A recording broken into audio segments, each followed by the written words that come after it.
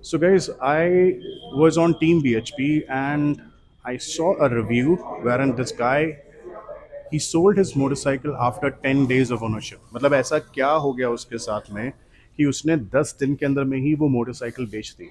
अब क्योंकि आप ऐसा डिसीजन ना लो, इसलिए हम ये रिव्यू बना रहे हैं सो दैट आपको पता लगे कि नेक्स्ट टाइम अगर आप कोई बाइक लेने के लिए जा रहे हैं, पहले एक बारी टेस्ट राइड ले लें और देखें कि क्या वो आपकी जो भी रिक्वायरमेंट्स हैं उसको मीट कर पा रही है या नहीं। इस रिव्यू को मैंने सेग्रीगेट किया है अलग अलग सेक्शंस के अंदर में। चाहे वो गाड़ी की लुक एंड फील के लिए हो, चाहे वो इंजन के ऊपर में हो, टायर्स पे हो, सस्पेंशन हो। तो मैं चाहूँगा कि आप एक एक सेक्शन देखिए, समझिए कि क्या चीज़ गाड़ी के अंदर में अवेलेबल है और क्या चीज़ नहीं है, और उसके बेसिस के अंदर में you make a sound decision before you end up regretting your decision that you have ended up buying a wrong motorcycle. So ज़्यादा टाइम नहीं वेस्ट करते हैं, let's get started.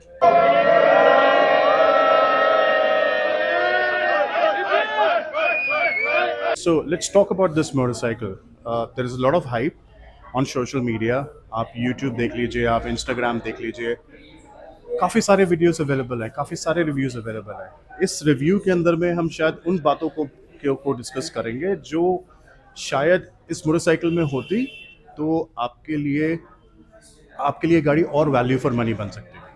ठीक है, so we will move on to the next section. Right now, this is a motorcycle which you can take home. Your grandfather will appreciate it, your father will appreciate it, and you can keep this motorcycle for the next 15 years and maybe more than that because there are a lot of collectors out there. Yes, let's talk about the chrome on this motorcycle. Everyone is talking about it. Uh, it's too much chrome on this bike, which actually makes it look even more classier. But this chrome actually requires maintenance. So it comes with a job description that you have to maintain it. आप अगर इसको नहीं maintain करेंगे तो rusting होगा, fingerprint spots आएंगे इसके ऊपर में, आपके लिए डिफ़िकल्ट होगा इसको लंबे टाइम तक रखना। ऑब्वियसली फिर आपको पार्ट चेंज करवाने पड़ेंगे या फिर उनको ठीक करवाना पड़ेगा। अगर आप इंजन की तरफ में भी देखेंगे, यहाँ पे एल्युमिनियम का है, और अगर आप कहीं पे रहते हैं जहाँ पे हार्ड वाटर है तो हार्ड वाटर स्टेन्स आएंगे इसके ऊपर में, और ये हार्ड वाटर स्टेन्स की वजह से ये पूरा डल हो जाएगा लुक, राइट। मैं भी सुपर मेट्योर 650 यूज़ कर रहा हूँ, मुझे अभी तक यहाँ पे इस साइड में कहीं पे भी कोई रस्टिंग का इशू नहीं आया है।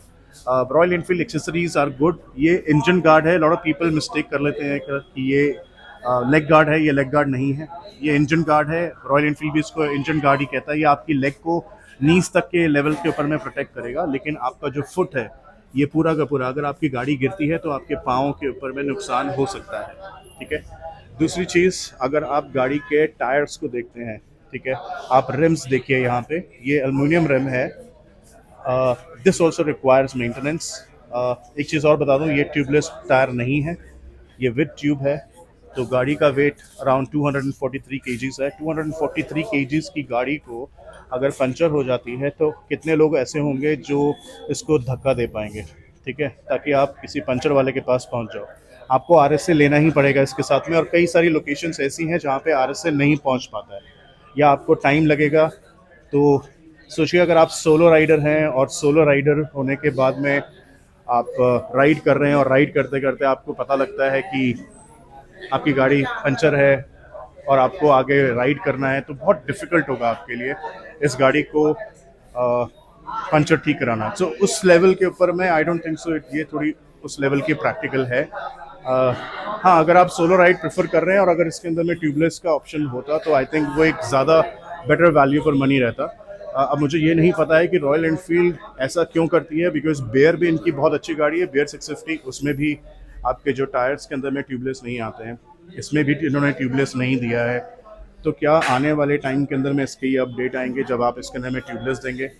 अब हम सस्पेंशन की भी अगर बात करते हैं तो सस्पेंशन भी अभी भी वैसा ही वही पुराना वाला जो बाकी मोटरसाइकिल्स के अंदर में यूज़ हो रहा है, वही सेम सस्पेंशन दिया हुआ है। हाँ, सुपर मेट्योर खड़ी हुई थी तो मैंने उसके साथ में देखा है ये थोड़ा सा सुपर मेट्योर से थोड़ा सा बड़ा है, इसका जो डिस्टेंस है वो थोड़ा सा ईजी रहता है। The good thing I like about this motorcycle is the pea shooter exhaust. A lot of companies like AEW and you have Bikeology, they all have launched these pea shooter exhaust, जो कि आप after market से लगवा सकते हैं। Engine की अगर हम बात करते हैं तो it's one of the best engine from royal Enfield. मैंने ये चीज़ नोटिस करी है कि अगर आप इस इंजन को टाइमली सर्विस करवा रहे हैं, मेंटेनेंस कर चल रहा है इसका, तो आपकी गाड़ी जो है वो अच्छी माइलेज भी देगी और ज़्यादा ओवरहीट भी नहीं होगी। हम एक बार इसकी आवाज़ सुन लेते हैं इंजन की। मैंने इसका नॉइस कैंसलेशन ऑफ किया थोड़ी देर के लिए। सो आई थिंक गाड़ी इस टाइम पे गियर में है।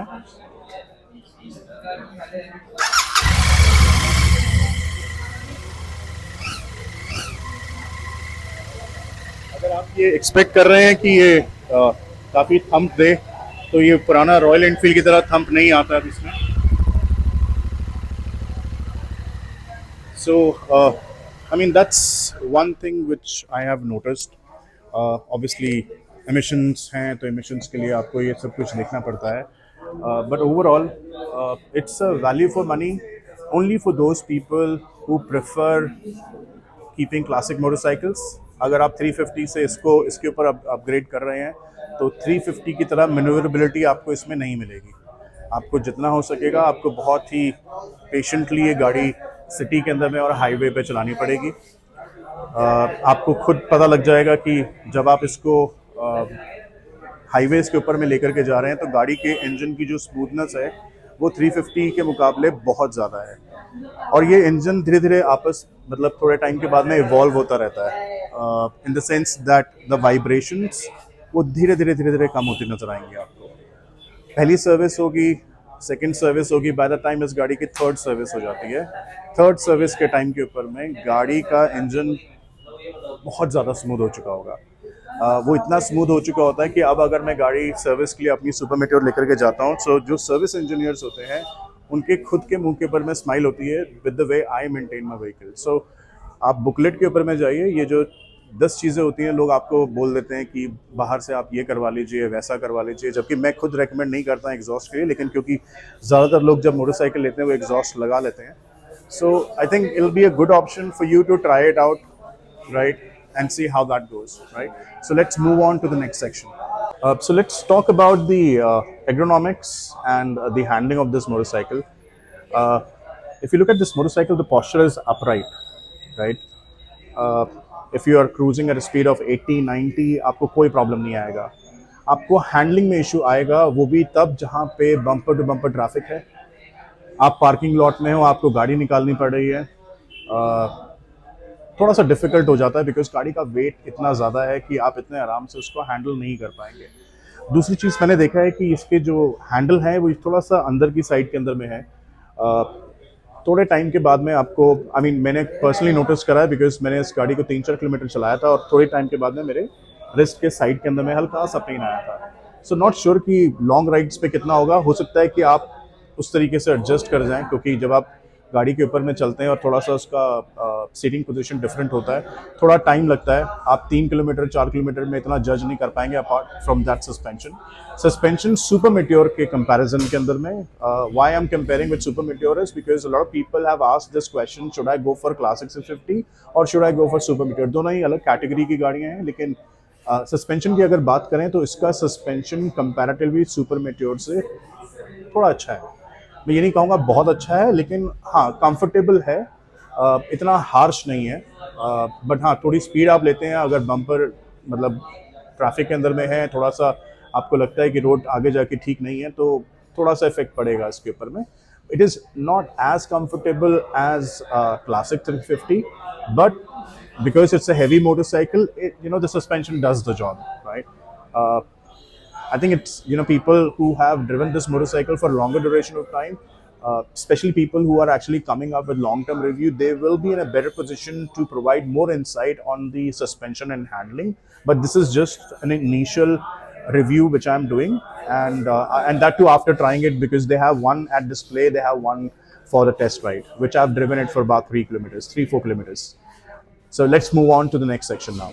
So guys, let's talk about handling and braking, and then we're going to talk about the tech and the practicality. Now if we talk about the handling of this motorcycle, so far during the test ride I have not faced any issue. People talk about panic braking. uh, there is no problem with that as well. I've seen people, talking about that if you do panic braking, there is an issue with Royal Enfield. I've seen people talking about it out in the meets that there is an issue. कई तो ये भी बोल रहे हैं कि आप royal Enfield के शोरूम में चले जाओ तो आपको ज़्यादातर गाड़ियाँ फ्रंट से ही डैमेज मिलती हैं। भाई वो डिपेंड करता है आप वो किस तरीके से आप मोटरसाइकिल चला रहे हो। जहाँ तक हम इसकी टेक की बात करते हैं, this bike is not suppose to be too tech friendly, but still whatever Royal Enfield has done is enough. What they've done here is that they've given that classy look. They've given this tripper navigation. Again, it is something which is useful to many, but I also have this, but I don't use it. इतना frequently मैं use नहीं करता हूँ। इसकी जगह के अंदर मैं अगर वो एक classic looking watch दे देते तो मुझे लगता है वो ज़्यादा बढ़िया होता। They could have collaborated with HMT. There are many brands in India who makes those classy watches.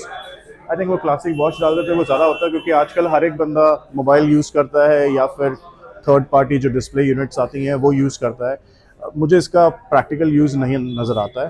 हाँ, कईयों के लिए होगा, but again that is your choice. हर किसी की अपनी चॉइस होती है, मेरे हिसाब से वो नहीं है। बट हाँ, डिस्प्ले यहाँ पे जो दिया हुआ है, ट्रिपल नेविगेशन वगैरह, उसके साथ साथ में आपकी ट्रिप आ जाती है, इको कितना आपने किलोमीटर गाड़ी चलाई है, ऑडोमीटर, ट्रिप 1, ट्रिप 2, ये सेम चीज़ जो आपको बाकी, और ये ट्रिप एफ तब आता है जब आपका फ्यूल लो होता है। तो ये सब बेसिक चीज़ें हैं जो आपको गाड़ी के अंदर में मिल जाती हैं। जहाँ तक हम बात करते हैं इसके क्लासिक के स्विचेस की, ये भी जिस तरीके के फिनिश इसके ऊपर में दी हुई है, ये फिंगर मैग्नेट है। अगर आप थोड़े टाइम पे इसको हल्का सा भी हार्श इसको आपने मटेरियल से इसको साफ करा तो इस पर पूरे स्क्रैचेस आ जाएंगे, सुरल मार्क्स इसके ऊपर में नज़र आ जाएंगे। वहीं पे सुपर मेट्योर के अंदर में ये थोड़ा सा अच्छी क्वालिटी का दिया हुआ है, वो क्रोम नहीं है, वो मैट फिनिश के अंदर में है, and that also looks good. Material दोनों के अंदर में सेम है, बट ये क्रोम के अंदर में दिया हुआ है और वो थोड़ा मैट के अंदर में दिया हुआ है। भाई गाइस, एक चीज़ और, क्योंकि ज़्यादातर रॉयल एनफील्ड की मोटरसाइकिल्स के अंदर में सेम यही वाले लिवर्स आ रहे हैं, मैंने ये चीज़ नोटिस करी है, पर्सनल एक्सपीरियंस से बता रहा हूँ कि आप ये जो कर्व बना हुआ है यहाँ पे, जब भी आप ब्रेकिंग करते हैं तो ये जो डिस्टेंस होता है बहुत ज़्यादा रह जाता है। सो बेस्ट ये रहेगा कि आप इसको एडजस्ट कर लीजिए। अभी उस पर है, इसको जितना हो सके आप अपने हाथ के पास लेकर के आ जाइए, और ये ज़्यादा कंफर्टेबल पोजीशन होगी in case if you want to do any panic braking, और ये ज़्यादा कंफर्टेबल रहेगा स्पेशली ऑन लॉन्ग राइड्स। जो यूजली हम लोग इसको थोड़ा आगे की तरफ में करके रखते हैं, इसको वहाँ पे ना करके कोशिश करिए कि इसको, यहाँ पे एक कट बना हुआ है, ठीक है, आपको कोशिश ये करनी है कि आप इस पर रखिए। आप चाहे तो इसको एक उंगली से यूज़ कर सकते हैं। ये सेम चीज़ आप आपके क्लच की साइड के अंदर में भी कर सकते हैं, जो कि मैंने एडजस्ट करके रखी हुई है, ठीक है। ये आपके लिए ज़्यादा स्मूथ रहेगी। You can do it with 2 और you can also do it with 1, right. थोड़ा सा भी नई बाइक है तो थोड़ा सा हार्ड है इसका क्लच, बट देन आप आराम से इसको यूज़ कर सकते हैं, ठीक है। सो मेक श्योर कि ये एडजस्ट करवा लें। जब दूसरी चीज़ ये है कि डिपेंडिंग ऑन योर वेट, कि अगर आप मेरी तरह हैं हु इज़ अबव 80 kgs, गाड़ी का सस्पेंशन जो है, जो हमेशा ही सॉफ्ट साइड के ऊपर में आता है, आप इसको यहाँ पे इसकी सेटिंग्स हैं एडजस्टमेंट की, आप इसको 1 या 2 सेटिंग से आप ऊपर कर लीजिए। उससे आपके वेट के हिसाब से, अगर आपका वेट ज़्यादा है, अगर आपका वेट 80 kg से कम है, तब आपको ज़रूरत नहीं पड़ेगी क्योंकि गाड़ी सॉफ्ट सस्पेंशन पे रहेगी। बट अगर 80 kg से ज़्यादा है वेट, तो आप इसको पहले एक सेटिंग से ऊपर करवाइएगा एडजस्ट, टाइट करवाना। आपको कंफर्टेबल लगता है, ठीक है, नहीं है तो आप एक सेटिंग ऊपर, डिपेंडिंग कि आपका वेट कितना है। मैंने इसकी सेटिंग 2 नंबर पे करके रखी हुई है, which for me is okay, and I don't feel bumps. I am talking about super meteor, so मेरे को इतना ज़्यादा बम्प्स वगैरह नहीं फील होते हैं। And I've done a little bit of off-roading after adjusting the suspension, and the suspension response improved a lot. So these are two things, good things which I'm talking about. These two things will help you a lot, especially when you're doing long riding or you're doing a little bit of off-roading as well.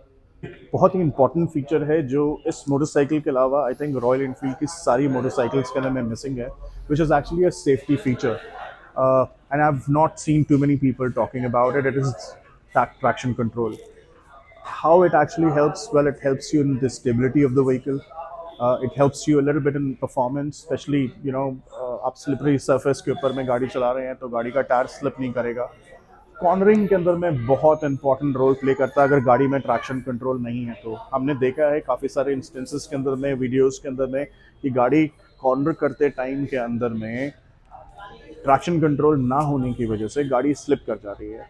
तो I think if royal Enfield can put this traction control in all the motorcycles, especially the 650 segment, which is any which way is a heavy one, would help a lot and will help them in the number of sales as well, because the other motorcycles who are providing this safety feature, they're able to do good. So especially in the 650 segment, I think it is imperative for Royal Enfield to introduce this feature with the next update or with the upcoming motorcycles. Hopefully, the new Himalayan and the other ones they're planning to launch. Usually, Royal Enfield हर 2-3 महीने के अंदर में एक गाड़ी launch कर देता है, तो I hope कि आने वाले टाइम के अंदर में वो इसके ऊपर भी वर्क करे, which I'm sure is going to make a lot of difference, especially for the biker community. Okay, so in 650 segment, there are a lot of motorcycles to offer from Royal Enfield. Uh, you have Bear 650, you have Shotgun, you have Interceptor. Uh, so who is it for? So if you're looking for old school charm vibes, classy looking motorcycle, this motorcycle is for you. If you're looking for, if riding at chill speeds and you're not in a rush, this motorcycle is actually for you. If you need a motorcycle wherein you're not worried about the excess weight and you're not worried about the upkeep, go for Classic 650. और ये motorcycle आपके लिए नहीं है अगर तो आप racer हैं, बहुत तेज़ गाड़ी चलाना पसंद करते हैं, this is not for you. अगर आप मोटरसाइकिल को हैवी ट्रैफिक के अंदर में ज़्यादा चलाते हैं, इसको मत चलाइए, मैनूवर नहीं कर पाएगी गाड़ी और आपके लिए बहुत डिफ़िकल्टी होगी। और अगर आप चाहते हैं कि आपको मॉडर्न गैजेटरी मिल जाए, इसके अंदर में बहुत सारे मल्टीपल फीचर्स मिल जाएं, तो ये एक ऐसी चीज़ है जो इसमें मिसिंग है, बिकॉज ये क्लासिक ओल्ड स्कूल चार्म है। इसको चलाने का, इसको रखने का, अपकीप करने का एक मज़ा अलग ही होता है। तो जो एंथुजियास्ट हैं, जो काफ़ी टाइम से ऐसी मोटरसाइकिल्स को रखते चले आए हैं, जिनको क्लासिक मोटरसाइकिल्स पसंद हैं, वो आई एम श्योर इस मोटरसाइकिल को चलाने में काफ़ी अच्छा फील करेंगे, and I'm sure they'll keep it for a longer duration of time instead of making a decision to sell it after a few months. So guys, final verdict on this motorcycle. And it's a good motorcycle, classic looking motorcycle, a lot of chrome. Uh, and if you're looking for a motorcycle which you want to keep it for a longer duration of time, especially people who have stopped riding few years back and they're planning on buying a new motorcycle or upgrading to a 650 segment, I think this is a motorcycle that you can go for, provided it meets all your requirements. There are other 650 motorcycles here as well, right, which will also suit your budget and suit your requirement.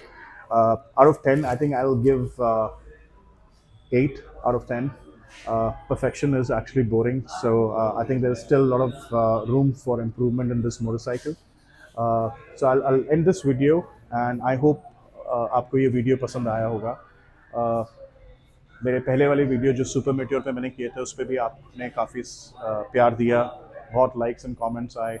I was not expecting, because I started initially I had almost 40-45 subscribers, and then now I have almost 200 subscribers. Also that video did well, there are about 11,000 to 12,000 views already on that, so that keeps me motivating. So आपका प्यार बना रहे, and I hope आप जल्दी मुझे देखें. I am going to come up with another video which I think will help you to make sound decisions in your upcoming purchases for motorcycles and for other things that you are planning to buy. So do like and subscribe, and I'll see you in the next video. Thank you so much.